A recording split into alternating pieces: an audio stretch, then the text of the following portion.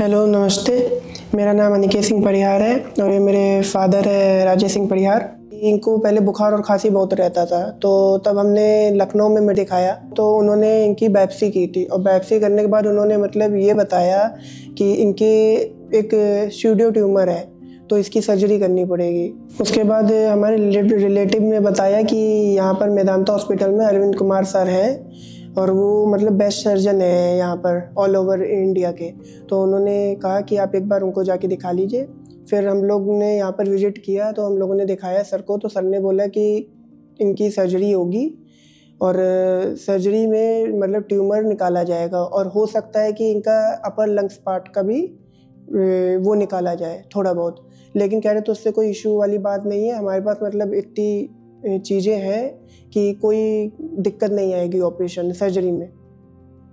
परिहार जी को बहुत दिनों से खांसी चल रही थी और वो ठीक नहीं हो रही थी। अब इन्होंने उसका काफ़ी इलाज कराया था लेकिन उससे फ़ायदा नहीं हुआ था।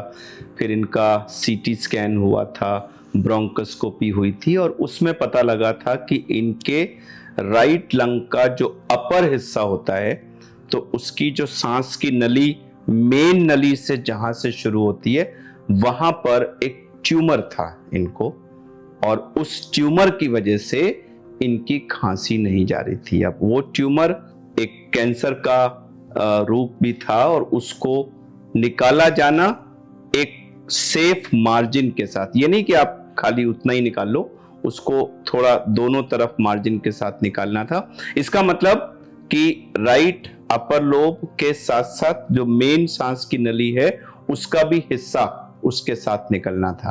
अब सवाल ये है कि अगर आप वो मेन नली को निकाल दिया तो मिडिल और लोअर लोब उसको हवा कैसे जाएगी।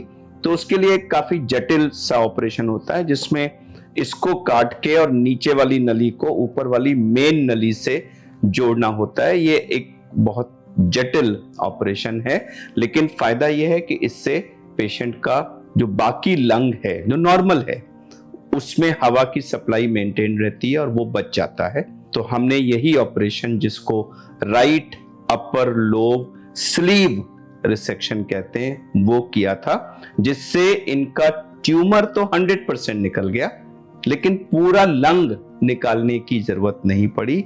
खाली अपर लोब निकला, मिडिल और लोअर बच गया, जिससे इनका जीवन बिल्कुल नॉर्मल होगा। ये सब काम कर पाएंगे, किसी तरह का कोई रिस्ट्रिक्शन नहीं होगा और इनकी जो लेंथ ऑफ लाइफ है, ड्यूरेशन ऑफ लाइफ है, वो भी बिल्कुल नॉर्मल होगी। कुल मिला के इनका कैंसर क्योर हो गया और लाइफ पर कोई किसी तरह का नेगेटिव इफेक्ट नहीं पड़ेगा। तो ईश्वर की कृपा से फर्स्ट क्लास ऑपरेशन हो गया इनका। उसके बाद फिर उनको आईसीयू में एक दिन रखा पूरी रात। उसके बाद फिर सुबह उन्होंने मतलब फ़ोन आया कि हम आपके पेशेंट को वार्ड में शिफ्ट कर रहे हैं। उसके बाद वार्ड में सब इनकी मॉनिटरिंग वगैरह हुई और पेशेंट स्टेबल था, कोई प्रॉब्लम नहीं थी हो रही थी पेशेंट को। मैं अपने फादर को तब यहाँ पर लेके आया था, तो इनको चेस्ट वगैरह में थोड़ा पेन होता था और मतलब सांस लेने में भी थोड़ी प्रॉब्लम होती थी और खांसी वगैरह भी होती थी। अब इनको चलने में कोई प्रॉब्लम नहीं होती है। इनको खांसी में पहले दर्द होता था, अब कोई दर्द नहीं होता है। थोड़ा बहुत वो पेन मतलब सर्जरी के बाद रहता है, लेकिन अभी कोई भी पेन नहीं है इनके। डॉक्टर ने मतलब एक्सरे वगैरह भी कराया था, सब कुछ सब मतलब ठीक ठाक है।